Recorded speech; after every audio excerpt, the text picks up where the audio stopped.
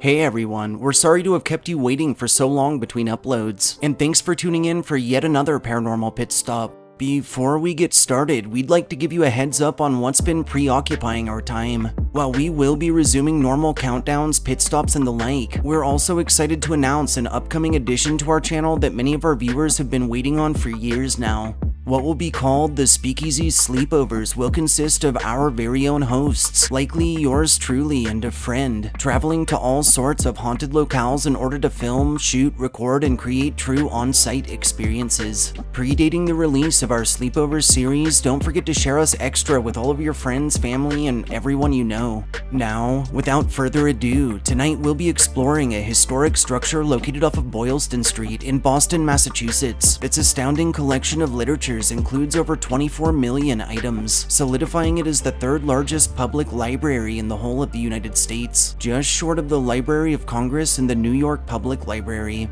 Rumored to harbor curses and restless souls throughout its many rows. Are you ready to brave the history and hauntings of the Boston Central Library?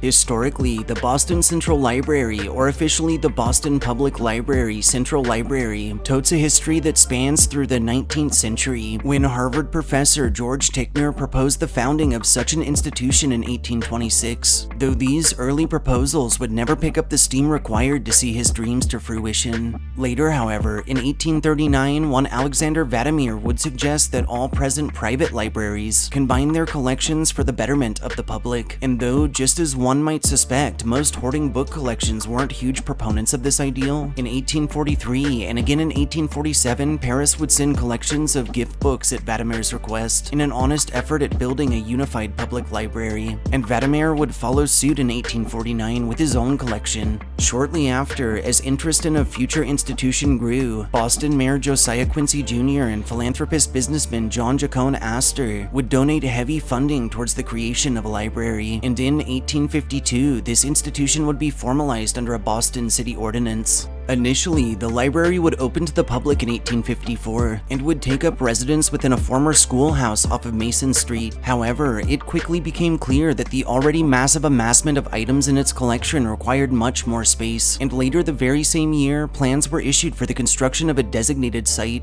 This new building would be constructed in 1858 off of Boylston Street, but by around 1880, it too offered insufficient space. In 1895, the McKim building was opened. Over following decades, additional library branches and structures were created across the city, and in 1972, the Johnson building was opened up off the corner of Boylston and Dartmouth Streets, offering space for the holding of more items, while connecting itself to the earlier McKim building by way of interior passages. The Boston Central Library remains open into the present, offering a jaw-dropping collection of literary works, prints, photographs, paintings, and music, alongside an astounding assortment of annual events appropriate for a wide range of ages. Chillingly, this weathered structure is rumored to be haunted by the many souls of its former staff members, guests, and by those who love the establishment in lives since past, and employees, officials, and visitors in more recent times have reported a wide range of supernatural activity, including disembodied voices heard from vacant aisles, footsteps detected across empty spaces, and encounters with both shadowy manifestations and a slew of full-bodied entities in clothing spanning the years of the institution's existence that often walk straight through solid walls or shelves, or that disappear entirely. A handful of accounts from those inside the building after close have told of odd winds that pick up inside of sealed rooms, of alarms that sound without cause, and of instances in which security guards have followed what appeared to be persons stuck inside, only to round various corners to find dead ends, with no one in sight.